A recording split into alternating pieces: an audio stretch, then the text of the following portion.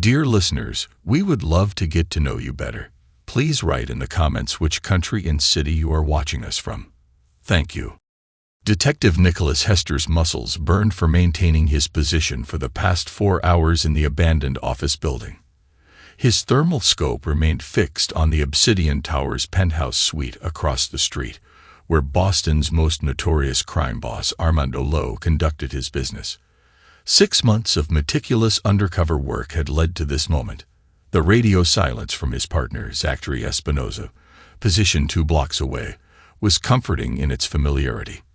They perfected this wordless communication over 8 years of partnership in Boston PD's narcotics division.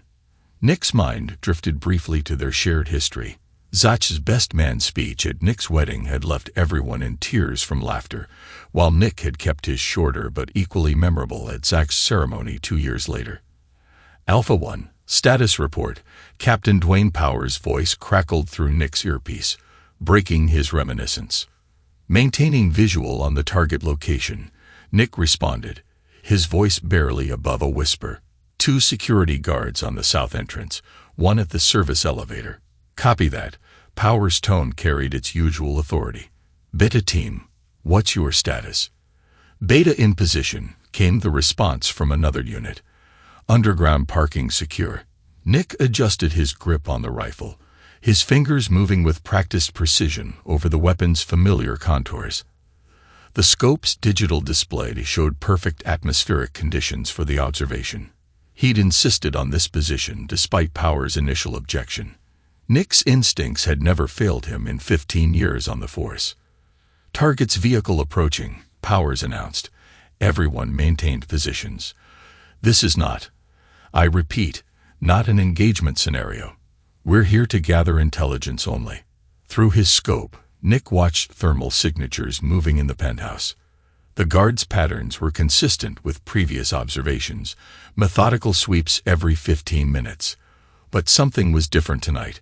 2 figures appeared in the master bedroom, their movements suggesting intimacy rather than business. Captain, we've got movement in the primary suite, Nick reported, keeping his voice professional despite an unsettling feeling in his gut. 2 individuals doesn't match Lowe's usual pattern. Acknowledged, Powers responded. Maintain surveillance. Lowe's car is 3 minutes out. Nick zoomed in, analyzing the figure's movements. The male's posture was commanding, authoritative. The female. Nick's trained eye caught something familiar in her motion patterns. Years of surveillance work had taught him to recognize individuals by their movement signatures. And this one, Jesus Christ, he muttered, his finger tightening involuntarily on the rifle's grip.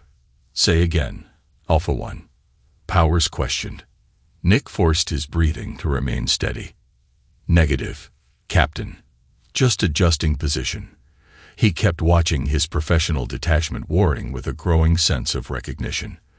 The female figure moved with a grace he knew intimately.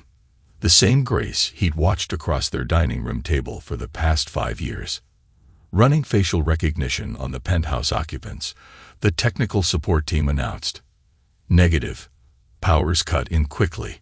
We stick to thermal imaging only. We can't risk any active scanning alerting Lowe's security systems. Nick's jaw clenched. Powers' order went against standard procedure.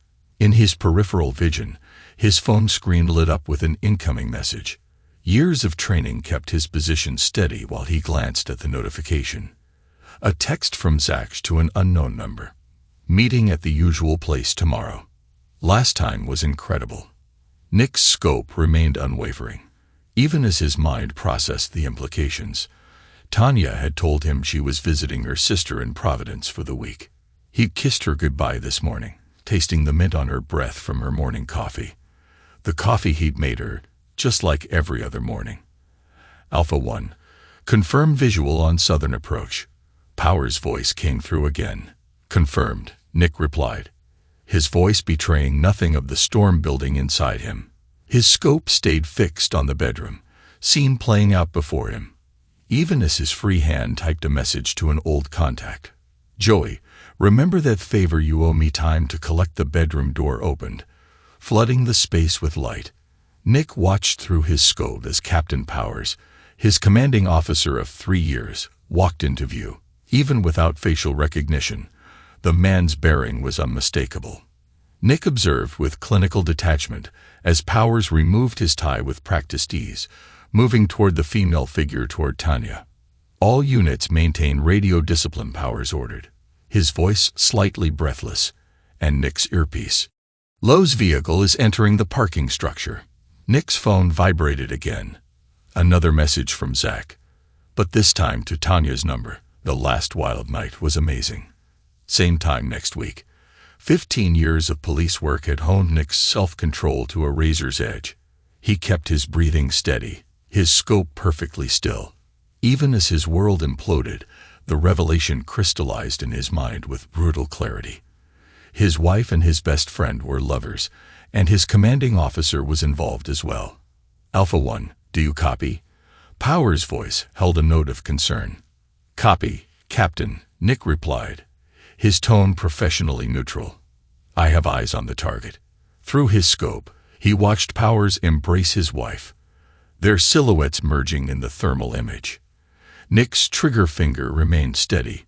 Years of training, preventing the instinctive response his rage demanded. The operation had to come first. The case they'd built against Lowe was too important for personal vendettas. But in that moment, as he watched the betrayal unfold through his scope, something fundamental shifted in Nicholas Hester's worldview. The righteous detective who believed in the system died silently in that abandoned office, replaced by something colder, more calculating. Movement in the lobby. Zach's voice came through the radio, professional and unaware that his betrayal had been discovered. "Lowe's arriving." "Copy that," Nick responded, his voice mechanical, devoid of the friendship that had colored their communications for 8 years. He maintained his surveillance position, watching as Powers and Tanya moved away from the window. His phone showed another message from Joey. "Whatever you need, brother. You there for me in Jersey. I'm there for you now." Nick allowed himself a small, cold smile. The operation against Lowe would proceed as planned. But afterward, there would be a reckoning. Trust, once broken, could never be repaired. And betrayal, in Nicholas Hester's world, demanded payment in full. The thermal imaging painted a grotesque tableau in shades of red and orange. But Nick didn't need enhanced optics to recognize his wife's movements. 5 years of marriage had burned every gesture, every graceful turn into his memory. Tanya's characteristic way of tucking her hair behind her ear, the slight tilt of her head when she was listening. All visible, even through the scope's digital display. "Alpha 1. Status update." Powers' voice came through the earpiece, carrying no hint of the intimacy Nick had just witnessed. "Maintaining surveillance, Captain," Nick replied, his voice steady despite the tremor in his hands. No change in security patterns. The lie came easily, professionally. Nick's mind raced through the past months, reconstructing events with new context. Tanya's late nights at the marketing firm, her weekend trips to visit her sister, the sudden change in her perfume 2 months ago. All carefully crafted deceptions. His phone buzzed again. Another message from Zach to Tanya. "Powers is getting suspicious. We need to be more careful." Nick allowed himself a bitter smile. Powers wasn't the one they should have worried about. He switched to a private channel on his radio, contacting the surveillance team. "Charlie team, I need all surveillance footage from the Renaissance Hotel, past 3 months. Official request coming through channels tomorrow." "Copy that." Detective Hester came the response. "Any specific dates?" "Every Tuesday and Thursday, the days Tanya had her supposed yoga classes." Through his scope, Nick watched as Powers and Tanya moved through the bedroom. Their familiarity with each other spoke of a long-standing arrangement. Powers' hand on the small of her back, Tanya's comfortable lean into his embrace. These weren't the awkward movements of a new affair. "Target vehicle approaching underground parking," Zach's voice reported for occupants visible. "Copy that." Beta Team Powers responded, his voice completely professional now. "All units maintain positions. This is strictly surveillance tonight." Nick's phone lit up with another message. this time from Joey. Got some interesting info about your captain's recent activities. Want to meet? Tomorrow. Usual place. Nick typed back, his movements precise despite the rage coursing through him. Through the scope, Nick observed his powers quickly dressed. His movements hurried now that Lo's arrival was imminent. Tanya remained by the window, and for a moment, Nick could swear she was looking directly at his position. Impossible through the thermal imaging and the distance, but the thought sent a chill through him. Charlie team, I need everything you have on Captain Power's movements for the past 6 months. Nick requested through the secure channel. That's above our clearance, detective, came the hesitant response. It's related to an ongoing internal affairs investigation. Nick lied smoothly. Authorization code Alpha 79 Delta. A pause, then understood. Detective data will be ready tomorrow. Nick's scope followed Powers as he left the bedroom, watching as his commanding officer straightened his tie and resumed his professional demeanor. Tanya remained in the bedroom, her thermal signature showing her seated on the edge of the bed. All units be advised, Powers' voice came through the main channel. Lo is entering the building. Maintain radio silence unless absolutely necessary. Nick's finger caressed the trigger of his rifle, a phantom pressure that would have been so easy to convert into action. One shot, clean, professional, untraceable in the chaos that would follow Lo's arrival. But that would be too quick, too merciful. His phone vibrated with a message from Tanya, working late tonight. Honey, don't wait up. Nick typed back his response, maintaining their charade.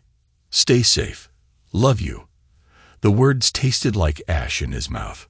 Through his scope, he watched as Tanya finally left the bedroom. Her movements unhurried, confident. She had no idea her carefully constructed world of lies was about to collapse. Nick's mind was already formulating plans, considering angles, identifying pressure points. Alpha 1, I'm seeing movement on the west side, Zach reported. Possible second vehicle approaching, confirmed. Nick responded, his voice giving no indication that he was watching his wife exit the building where she just betrayed him. Second vehicle, 3 occupants. His phone lit up with another message from Joey. Got some interesting dirt on your partner too. Seems he's been making some questionable investments lately. Send everything, Nick replied. The pieces were falling into place. Powers, Zach, Tanya. Each of them had secrets, vulnerabilities, weak points that could be exploited. Nick had spent 15 years learning how to dismantle criminal organizations. Now he would use those same skills to destroy the people who had betrayed him. All units, maintain current positions, Powers ordered. This is a long-term surveillance operation. We're building a case, not making arrests. Understood.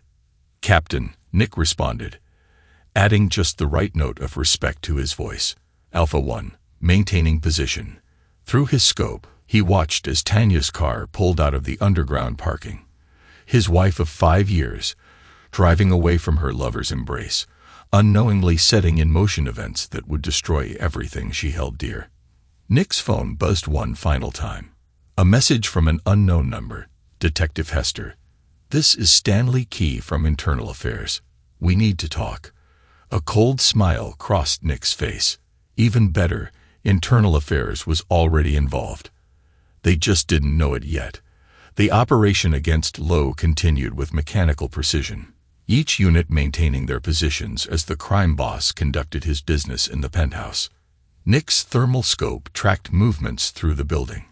His reports precise and professional.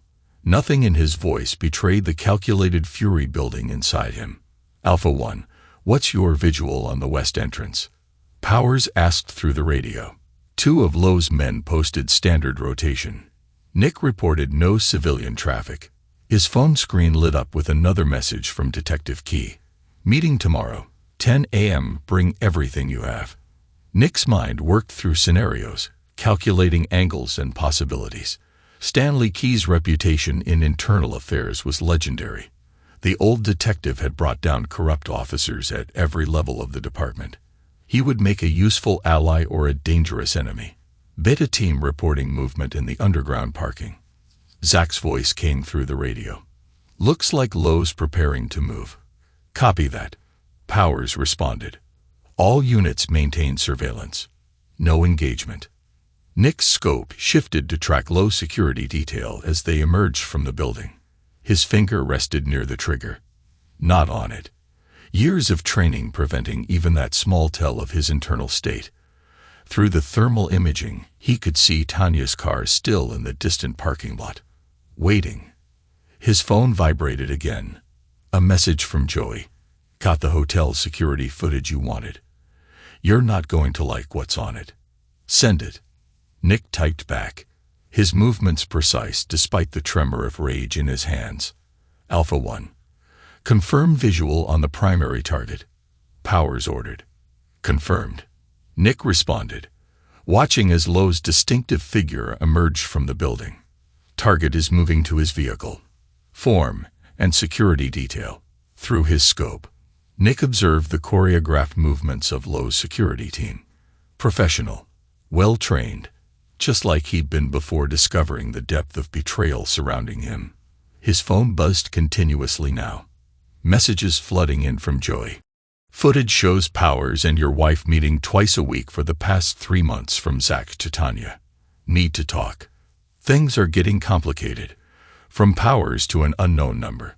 Transfer the funds tonight. No paper trail. From Tanya to Zach. He suspects nothing. But we need to be careful. Each message was a nail in the coffin of Nick's former life. But his scope never wavered. His reports remained precise. The operation had to come first. The case they built against Lowe was too important for personal vendettas. At least that's what the old Nick would have believed. All units be advised.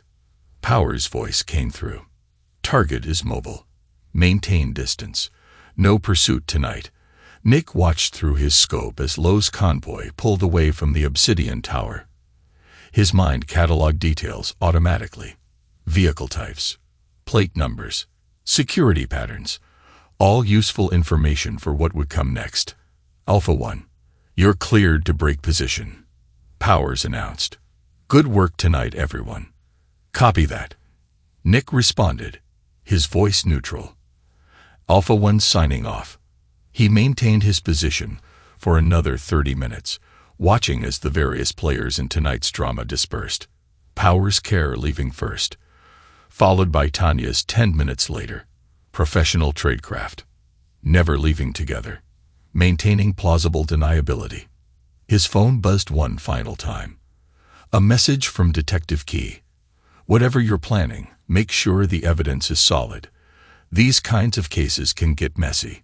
Nick smiled coldly as he packed up his surveillance equipment. He had no idea how messy things were about to get.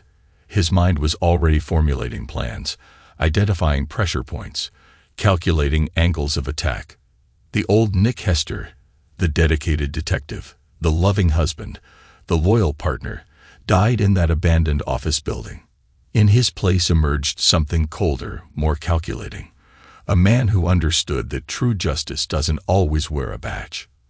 He grabbed his phone, scrolling through the accumulated evidence of betrayal. One final message caught his eye. Zach to Tanya. What we're doing. It's not right. But I can't stop thinking about you. Nick's thumb hovered over the delete button for a moment before saving the message. Every piece of evidence would serve its purpose in the coming days. Every betrayal would be repaid in full. As he left his surveillance post, Nick pulled out a burner phone, one of several he'd maintained for deep cover operations. He dialed a number from memory. Joey? Yeah, it's me. That favor you owe me. Time to collect. I need everything you can get me on Captain Dwayne Powers, Detective Zachary Espinoza, and the Obsidian Tower security systems. Everything. He listened to Joey's response, a cold smile playing across his features. No, this isn't about the low case anymore. This is personal. And Joey? When this is done, a lot of people are going to get hurt. Make sure you're not one of them. He ended the call, stepping out into the night. Behind him, the Obsidian Tower stood as a monument to corruption and betrayal. Nick's face remained impassive, but his eyes held the cold calculation of a predator assessing its prey. His burner phone buzzed again. Another message from Joey got something interesting on Power's financials. Multiple offshore accounts, regular transfers. Want the details, everything. Nick typed back. And Joey? I need access to the tower's security locks. All of them. That's risky territory, brother. Joey replied quickly. Security's tight after that breach last month. Nick's fingers moved swiftly across the keypad. Name your price. The response came seconds later. For you, no charge. But Nick, whatever you're planning, be careful. Powers has friends in high places. A cold smile touched Nick's lips as he pocketed the phone. Powers might have friends in high places, but Nick had spent 15 years building his own network. Confidential informants, former suspects who owed him favors, criminals who respected the detective who treated them fairly. Now those connections would serve a different purpose. His personal phone vibrated. A message from Tanya, missing you. Can't wait to be home tomorrow. Nick stared at the message, remembering how she'd looked through his scope earlier in Power's arms. The rage inside him had crystallized into something colder, more focused. His response was measured, maintaining the facade. Drive safe. Love you. Another message popped up, this time from Zach. Tough surveillance tonight. Partner drinks tomorrow. Nick's jaw clenched, but his reply was casual. Can't paperwork from the Wilson case. He walked to his unmarked car, mind already mapping out his next moves. The operation against Lowe would continue. He'd make sure of that. But now it would serve a dual purpose, providing cover for his own investigation. His burner phone buzzed one final time. Detective Key. My office, 10 a.m. sharp. Bring everything you have on Powers. And Hester, watch your back. The captain has eyes everywhere. Nick started his car, his expression unreadable. Let Powers have his eyes. Let him think he was still in control. The game was already in motion, and Nick had learned from the best how to play the long game. He pulled away from the curb, leaving behind the obsidian tower and its secrets. In his mind, he could still see them through the scope. Powers, Tanya, the easy familiarity of their betrayal. Each image fueled the cold fire of his resolve. Tomorrow, he'd begin dismantling their world piece by piece. But tonight, he had preparations to make. After all, revenge, true revenge, required patience, precision, and most importantly, proof. His phone lit up with one last message from Joey. Found something else. Your partner's been making regular trips to a safety deposit box at First National. Want me to look into it? Do it? Nick replied. His decision made. No stone would be left unturned. No secret left unexposed. They'd chosen their path, made their decisions, betrayed their vows. Now they would learn what it meant to cross a man who had nothing left to lose. Nick drove through the darkened streets of Boston, his mind clear, his purpose set. The detective who believed in justice and the system was gone. In his place sat a man who understood that some debts could only be paid in blood and broken promises. Tomorrow, the game would begin in earnest. But tonight, Nicholas Hester would plan his revenge with the same meticulous attention to detail that had made him one of Boston PD's finest. After all, he'd learned from the best how to destroy someone completely. He'd spent years taking down criminal empires. Now he would use those same skills to dismantle the lives of those who had betrayed him. The night stretched ahead, full of possibilities and promises of retribution. Nick allowed himself one final cold smile. They thought they knew him. The dedicated detective, the trusting husband, the loyal partner. They were about to learn how wrong they were. In the war to come, there would be no rules, no mercy, and most importantly, no survivors.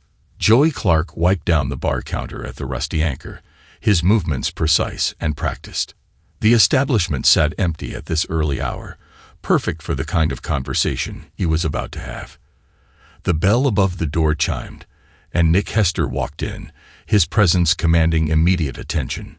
Been a while since Jersey, Joey said, placing a glass of whiskey in front of Nick without being asked. Never thought you'd call in that marker.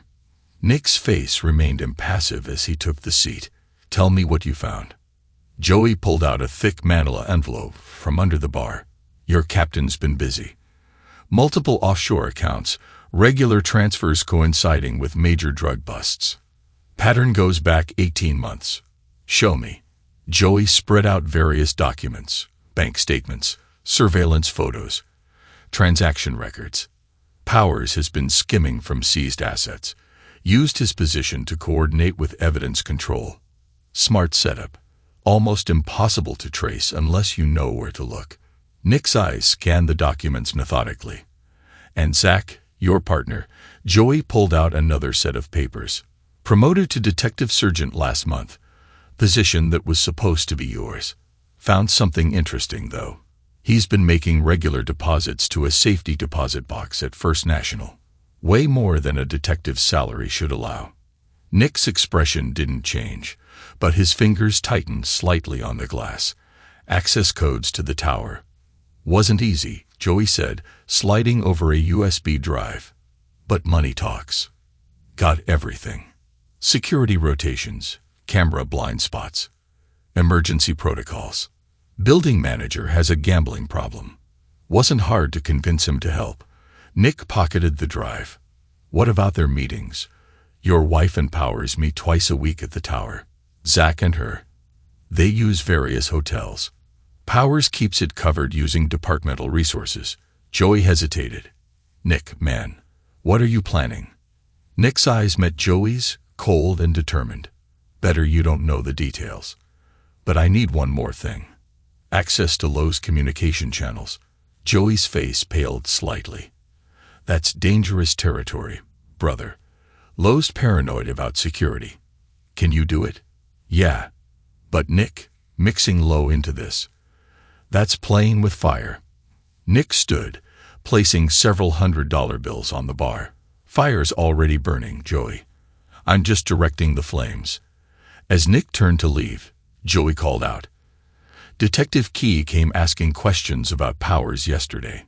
Nick paused. "What kind?" "Financial irregularities. Missing evidence. Think he's building a case." "Good. Keep me updated on any movement from Powers or Zach." After Nick left, Joey stared at the door for a long moment before picking up his phone. "Yeah, it's me. You were right. He's going after all of them. No, this isn't just about revenge.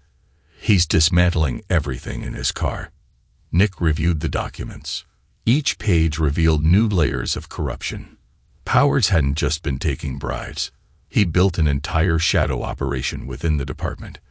The promotion Zach received had been part of a larger pattern of strategic placements. His phone buzzed. A message from Tanya.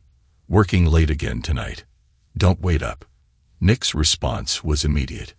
"Be safe. Love you." The lies flowed easily now, part of his larger strategy. He pulled out the burner phone, sending a message to an unlisted number. "Need information on Lowe's next shipment. Usual price." Detective Stanley Key's response came quickly. "Whatever you're planning, make sure it's worth the cost." Nick smiled, but it didn't reach his eyes. The cost was already calculated in betrayal and blood and broken trust. Every piece was falling into place. He started the car, mind working through the next phases of his plan. Powers' corruption would be his weakness. Zach's greed would be his downfall.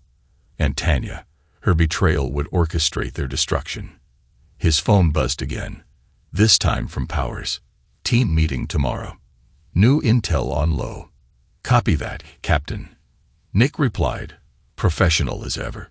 He drove to the station, maintaining his normal routine.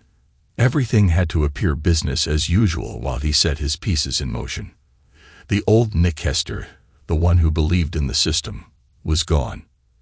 In his place sat a man who understood that true justice required a personal touch.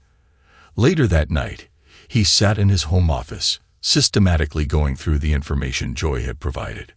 Each document, each photo, each transaction log was a weapon to be used precisely.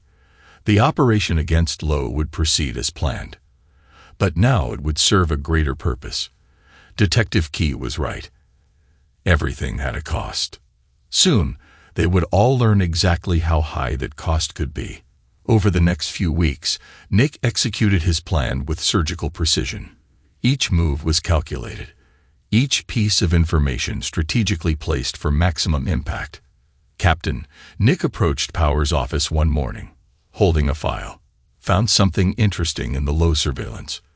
Powers looked up from his desk. The picture of professional authority. What VE you got? Nick placed several surveillance photos on the desk, carefully selected from Joey's intelligence. These show regular meetings between Lowe's lieutenant and someone from law enforcement. Couldn't get a clear ID, but Powers studied the photos, his expression carefully neutral. Good work, Hester. I'll look into it. Nick noticed the slight tension in Powers' shoulders. The captain had recognized Zach in the photos. The seed was planted. Later that day, Nick made his way to Lowe's territory, using one of his old undercover identities. The bar was dingy, perfect for the kind of conversation he needed to have. Mr. Lowe doesn't take meetings without proper introduction, the bartender said. Nick slid over an envelope. Tell him it's about Captain Powers and a potential leak in his organization. 20 minutes later, he sat across from Armando Lowe in a back room. The crime boss was younger than most expected, his expensive suit at odds with the surroundings. You're taking a big risk coming here, Lowe said, studying Nick carefully. I'm taking a bigger risk keeping quiet. Nick pushed forward another envelope. Powers is planning to move on your next shipment. He's got someone inside your organization feeding him information. Lowe's eyes narrowed. And why should I believe you? Because Powers screwed me out of a promotion, gave it to his pet detective instead. Nick's voice carried just the right amount of bitterness. I've got proof of his whole operation. How he schemes from busts. How he's been playing both sides. Lowe opened the envelope, examining the doctored evidence Nick had prepared. This is very detailed. I'm thorough. Nick leaned forward. Powers thinks he's untouchable. But everyone has a weakness. The meeting lasted another hour. By the time Nick left, the trap was set. Lowe would investigate the information, find the breadcrumbs leading to Zach, and discover Powers' apparent betrayal. Back at the precinct, Nick maintained his normal routine. He watched his Powers called Zach into his office, their discussion becoming heated behind closed doors. Everything okay, partner? Nick asked when Zach emerged, looking shaken. Yeah, just departmental politics. Zach forced to smile. Hey, need to cancel drinks tonight. Something came up. Nick nodded sympathetically. No problem. Another time. His phone buzzed. A message from Joey. Lowe's people are moving. They'd been asking questions about Powers and your partner. Perfect. The pressure was building. That evening, Nick reviewed his surveillance footage of Powers' recent meetings. The captain was growing paranoid, checking for tails, varying his routes. The corruption evidence Nick had leaked to Internal Affairs was having its effect. Tanya's text messages to both Powers and Zach had become increasingly frantic. Nick monitored their communication through the backdoor Joy had provided in their phones. We need to talk. Tanya wrote to Powers. Things are getting complicated. Not now, Powers replied. Something's wrong. Being watched. To Zach. Powers is acting strange. What's going on? Stay away from the tower for now, Zach responded. Not safe. Nick allowed himself a small smile. The fear was spreading. The uncertainty growing. Each player was reacting exactly as predicted. Detective Key approached Nick's desk the next day. Interesting reports coming across my desk. Hester. Powers is getting sloppy. Is he? Nick kept his tone neutral. Missing evidence. Inconsistent reports. Someone's applying pressure. Key studied Nick carefully. Just make sure whatever happens, it's clean. Nick nodded once, understanding the message. Key was offering tacit support as long as nothing could be traced back to the department. The operation against Lowe continued officially, but now every piece of intelligence was carefully manipulated. Nick fed information to both sides, telling Powers about Lowe's shipments, while ensuring Lowe knew about the police surveillance. Each player's moves became more desperate. Powers increased security around the tower. Lowe's men were spotted near police hangouts. Zach started missing shifts, his nerves showing. Through it all, Nick maintained his professional facade. Every morning, he kissed Tanya goodbye. Every day, he played the dedicated detective. Every night, he monitored their growing panic. His phone buzzed with another message from Joey. Lowe's planning something big. His people are arming up. Good, Nick replied. Keep me posted. The pieces were in place. The trap was set. Now all that remained was to watch it spring. The night of the massive drug shipment arrived with an electric tension in the air. Nick had ensured all players would be present, each driven by their own desperate motivations. Alpha Team in position. Nick reported through his radio, stationed in his usual surveillance spot, overlooking the obsidian tower. Copy that. Power's voice came through. Tense with barely contained Beta Team status silence from Zach's position. Beta Team report, Powers demanded. Nick watched through his scope as Lowe's convoy approached the tower. Everything was proceeding according to plan. His burner phone vibrated. A message from his source inside Lowe's organization. Boss expects to catch a rat tonight. Armed and ready. All units maintain position, Powers ordered. This is our chance to take down Lowe's entire operation. Nick's regular phone lit up with a message from Tanya. Meeting D tonight. Don't wait up. His reply was brief. Stay safe. Through his scope, Nick observed the pieces moving into position. Lowe's men took their positions around the tower, more than usual for a normal shipment. Powers had positioned his team strategically, but they were walking into an ambush. Movement in the parking structure. A voice reported over the radio. Hold positions. Powers commanded. Wait for my signal. Nick watched as Zach's car pulled into the underground parking. Right on schedule. His partner was coming to warn Powers about Lowe's trap. Unaware that he was playing his part perfectly. The next hour was a symphony of carefully orchestrated chaos. Lowe's men, believing they were about to catch a police informant. Powers, thinking he was about to make the bust of his career. Zach, rushing to prevent a disaster he had helped create. And Tanya, meeting Powers in his penthouse office. Unaware she was about to become collateral damage. The first shots came from Lowe's men. Spotting what they thought was a police sniper, the response from Powers' teams was immediate. Shots fired. Shots fired. Voices screamed over the radio. All units move in. Powers ordered. Nick maintained his position, watching through his scope as the scene exploded into violence. Lowe's men engaged with police teams. Zach, caught in the middle, tried to make his way to the penthouse. Through the thermal imaging, Nick observed the drama unfolding in Powers' office. The captain, realizing the trap too late. Tanya, caught in a nightmare of her own making. The door bursting open as Lowe's men stormed in. The gunfire was deafening, even from Nick's position. He watched his bodies fall. As blood painted the pristine offices of the obsidian tower, his scope caught Tanya's final moments, her last word forming on her lips as she reached toward the window. Nick, not Powers, not Zach, his name. When it was over, the penthouse was silent. Lowe and several of his men lay dead. Powers was wounded but alive. Zach had vanished in the chaos. Nick maintained his position until the all-clear was given. His face revealed nothing as he packed up his equipment. His phone buzzed one final time. A message from Joey. It's done. All of it. Just like you planned. He deleted the message, along with every other piece of evidence linking him to the night's events. The investigation would show exactly what he wanted it to show. A drug bust gone wrong, complicated by departmental corruption.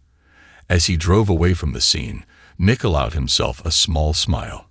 They had all played their parts perfectly, never realizing they were actors in his carefully crafted production.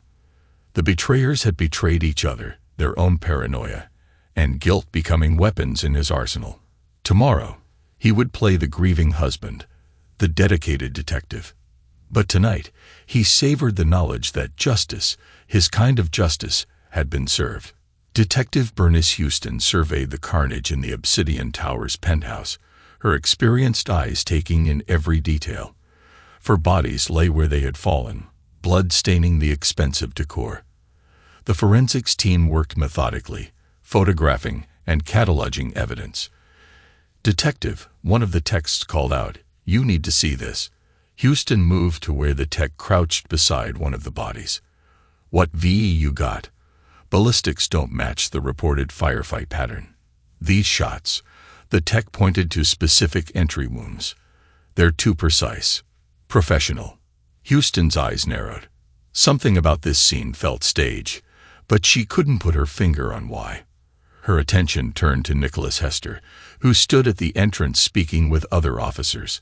His wife's body had already been removed, yet his composure remained unnaturally steady. "Detective Hester," she called out a moment. Nick approached his face, a perfect mask of controlled grief. "What can I do for you?" "Detective Houston, walk me through the sequence of events again." "Not much to tell. Standard surveillance operation. Lowe arrived for the shipment. Something spooked his security team. Firefight broke out." His voice caught slightly at the next part. "Tanya, she was in the wrong place at the wrong time." Houston studied his face, and Captain Powers took a round to the shoulder. "He's at Boston General." 3 days into the investigation, another body surfaced in the Charles River. Then another and another, each one connected to Lowe's organization. Each death appearing like cleanup rather than coincidence. "Something's not adding up." Houston muttered, reviewing the case files in her office. The evidence painted a picture of a drug bust gone wrong, but the precision of it all suggested otherwise. She visited Powers in the hospital, finding the captain propped up in bed, his shoulder heavily bandaged. "Detective Houston." Powers greeted her, his voice weak. "Come to take another statement. Just filling in some gaps." She pulled out her notebook. "Your presence in the penthouse that night. It wasn't logged in the operation plan." Powers' eyes darted away momentarily. Last-minute decision. Wanted eyes on the situation. With Mrs. Hester, the captain's heart monitor beeped faster. "I don't know what you're implying." "Detective, 3 more bodies have turned up in the river. All those men. Someone's tying up loose ends. It's a dangerous business." Powers replied. "People disappear." Houston left the hospital room unconvinced. Her next stop was the station, where Nick sat at his desk, working through reports. "Quite a commendation you've got coming," she said, leaning against his desk. "Undercover work that led to Lowe's operation being shut down. Just doing my job." Nick didn't look up from his paperwork. "Your partner, Espinosa. Any idea where he might have gone?" Now Nick did look up, his eyes meeting hers directly. Zach disappeared in the chaos. His car was found near the river. Empty, except for his phone. "Last message sent to your wife. Everything's falling apart." Houston watched for any reaction. Interesting choice of last words. Zach was always dramatic. Nick replied, his tone neutral. Back in her office, Houston spread out the evidence. Surveillance photos, ballistics reports, witness statements, all pointing to a drug bust gone wrong. Yet something felt orchestrated about the whole thing. Her phone rang. The forensic lab. "Detective, we found something in the ballistics analysis. Some of the shots, they couldn't have come from where witnesses reported the shooters were positioned." Houston's suspicions deepened. She spent the next week building a timeline, tracking movements, connecting dots. The picture that emerged suggested something far more calculated than a botched operation. She brought her concerns to her superior. "Sir, I believe the Obsidian Tower incident was staged." "By whom?" "Detective. Not sure yet. But someone manipulated both sides. Lowe's men thought they were ambushing an informant. Powers thought he was making a major bust. Everyone played their part perfectly." "You have proof?" Houston hesitated. "Nothing concrete, just patterns." "Then stick to what we can prove. 4 bodies in the penthouse, 3 in the river. A drug bust that went sideways. Departmental corruption that's being handled internally. She understood the message. Some cases were better left closed, especially when they involved dirty cops and dead crime bosses. Yet she couldn't shake the feeling that Nicholas Hester knew more than he was saying. The way he carried himself, the precision of his reports, the perfect timing of his presence that night. It all spoke of someone who had orchestrated rather than reacted. But the evidence told the story they needed to tell. And in the end, that's what would go in her report. Sometimes, justice wore a different face than the law. Powers sat in the internal affairs interview room, his injured shoulder making him shift uncomfortably in his chair. The painkillers had worn off, but the pain helped keep his mind sharp. "Let's go through it again, Captain." The IA investigator said, "Your presence in the penthouse that night." Powers' nerves were fraying. 3 hours of questions, each one peeling back layers he'd rather keep hidden. Like I said, it was an operational decision. With Mrs. Hester present, something in the investigator's tone made Powers' skin crawl. He'd been in law enforcement long enough to recognize when the walls were closing in. "I want to revise my statement," he said suddenly. The investigator leaned forward. "Go on." The Obsidian Tower operation, it wasn't what it seemed. Hester, he planned everything. Set us all up. That's a serious accusation, Captain. Evidence. Powers laughed bitterly. Evidence. He made sure there wouldn't be any. But think about it. Who had access to both sides? Who knew everyone's movements? Who benefited from it all going wrong? You're suggesting Detective Hester orchestrated a massacre that killed his own wife. You don't understand. Powers insisted, desperation creeping into his voice. He knew about the affairs. Must have known for weeks. The information leaks, the growing tension between Lowe's crew and our department. It was all him. The investigator made notes. These affairs you mentioned. Powers realized too late the trap he'd walked into. Each word now dug his grave deeper. "Captain Powers." Detective Key's voice came from the doorway. The veteran investigator entered slowly, his presence commanding immediate attention. "That's quite a story you're telling." Powers acknowledged, his voice tight. "Come to hear my confession. Actually, I'm here about some interesting financial records that cross my desk. Offshore accounts, missing evidence, irregular promotions. Care to explain?" Powers' face drained of color. Those records were encrypted. Secure. Nothing secure forever, Captain. Especially not from someone with the right motivation and resources. The implication hung heavy in the air. Powers' mind raced, connecting dots he should have seen weeks ago. Hester, he had access. When he was working the Lowe case, a dedicated detective, he remarked, building a case against corruption in the department. Imagine the commendation he'll receive. Powers lunged forward, forgetting his injured shoulder. "Don't you see? He played us all. The evidence you have, he planted it. The whole operation was his design." "Careful, Captain." Key's voice carried a warning. Wild accusations without proof can damage a man's credibility, especially when he's already under investigation for corruption.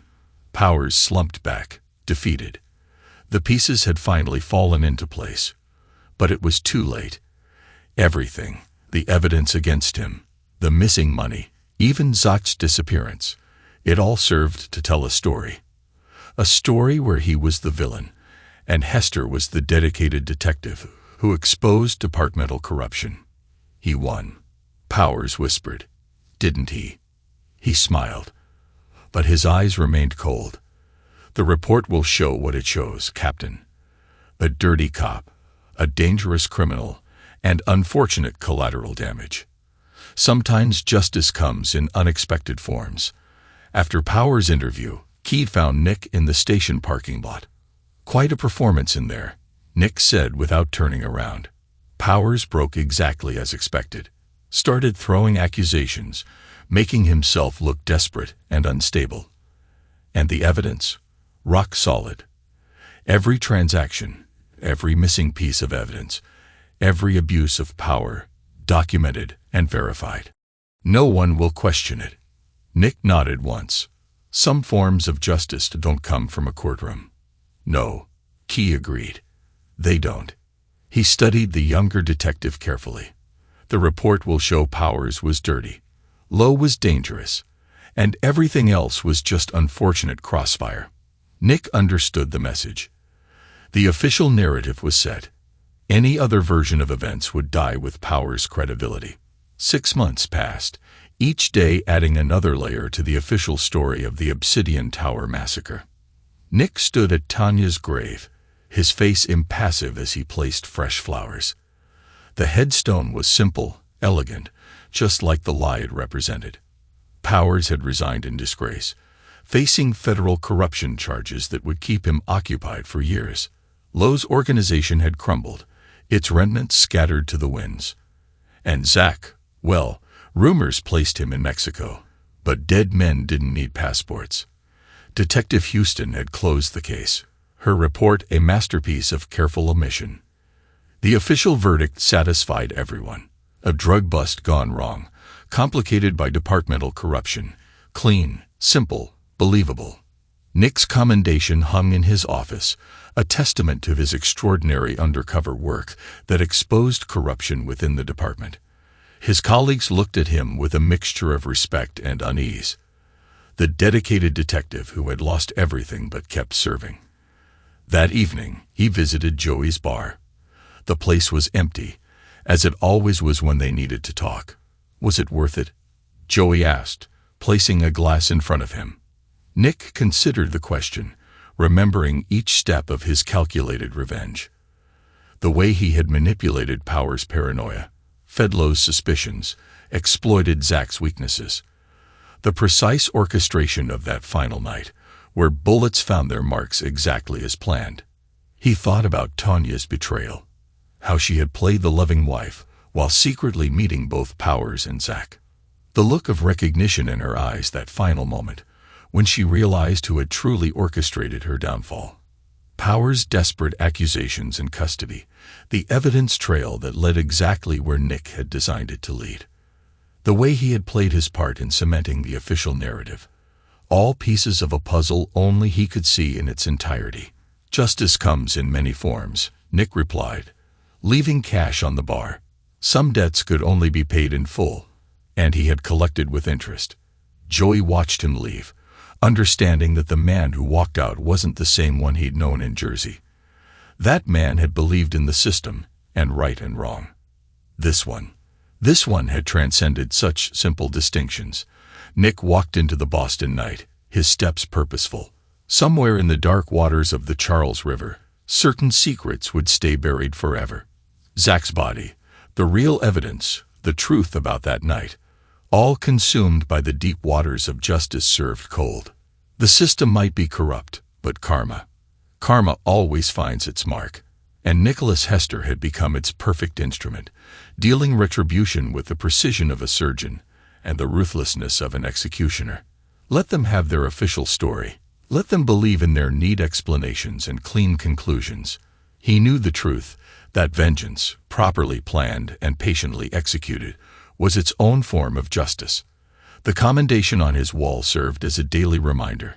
Sometimes the most complete revenge was the one that left you decorated as a hero, while your enemies lay scattered and broken, their reputations destroyed, their lives ended or ruined by their own apparent actions.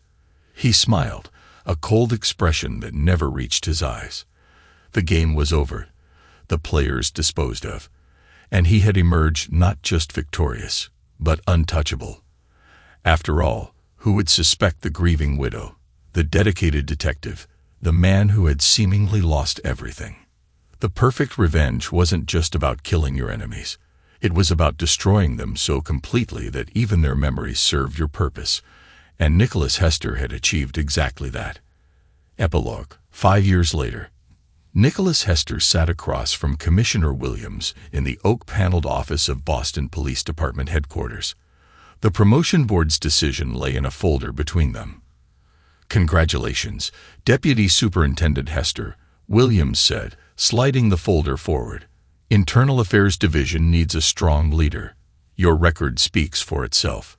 Nick accepted the folder with a modest nod. 5 years had added streaks of gray to his temples, but his eyes remained sharp, calculating the same eyes that had watched an empire of corruption crumble through the scope of his rifle. Detective Key recommended you personally before his retirement.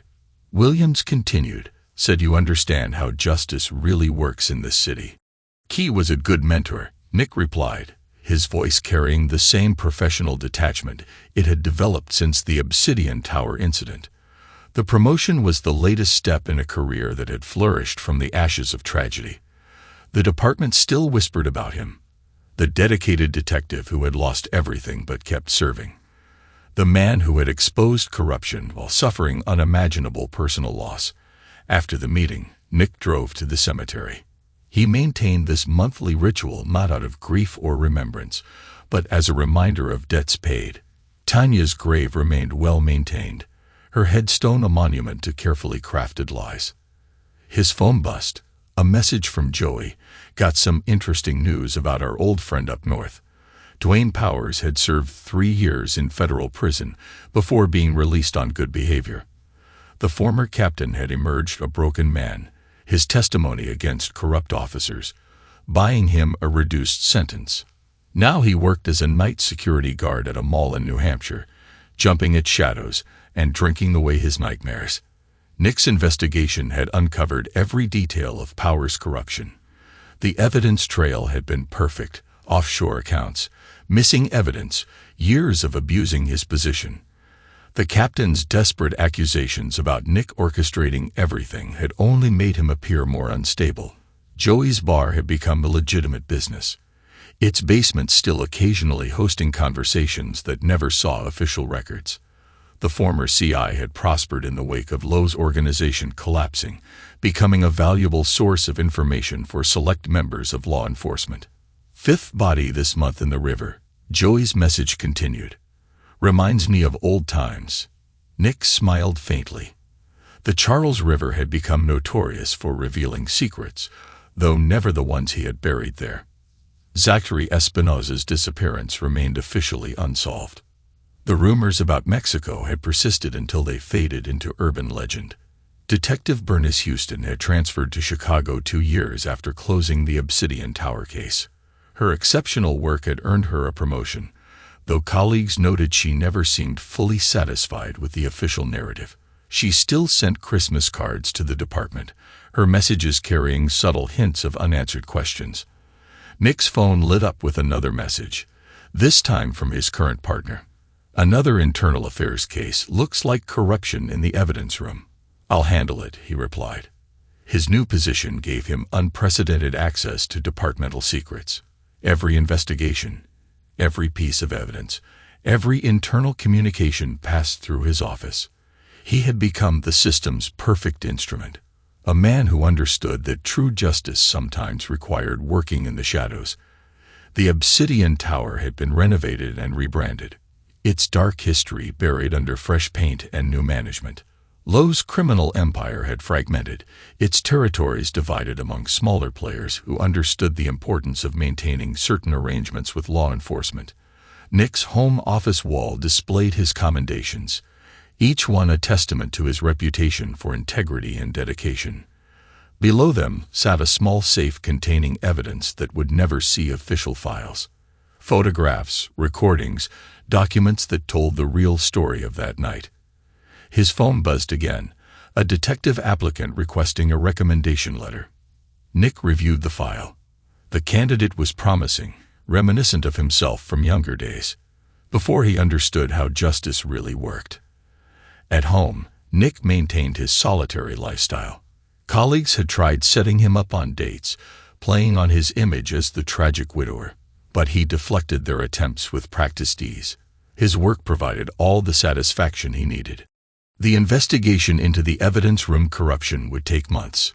Nick would follow every lead, document every transgression, build an airtight case, and if certain evidence disappeared, if certain suspects met unfortunate accidents, if the river claimed more secrets, well, that was just how justice worked in Boston. He logged into a secure server, reviewing reports from his network of informants. Powers had been asking questions again, his alcohol-fueled paranoia driving him to seek answers he would never find. Nick made a note to have him watched more closely. A news alert caught his attention. Another body had surfaced in the Charles River. The victim had connections to Lowe's old organization. Nick closed the alert without concern. Some loose ends tied themselves. Detective Key enjoyed his retirement in Florida, occasionally consulting on difficult cases. His last email to Nick had been typical of their correspondence. "Remember what I taught you. The report shows what it needs to show." The Sun said over Boston as Nick reviewed files for upcoming investigations. His position allowed him to shape how justice was served, to decide which sins were punished and which were leverage. The system that had failed him now served his purpose. Tomorrow he would visit Tanya's grave again, maintaining his image as the grieving husband who had channeled his loss into serving justice. The perfect cover for a man who had orchestrated the most complete revenge. One that left him not just successful, but untouchable. His phone lit up one final time. A message from an unlisted number. "Happy anniversary, Detective Superintendent. The river's waters run deep." Nick deleted the message without reply. 5 years had taught him that the best revenge wasn't just about destroying your enemies.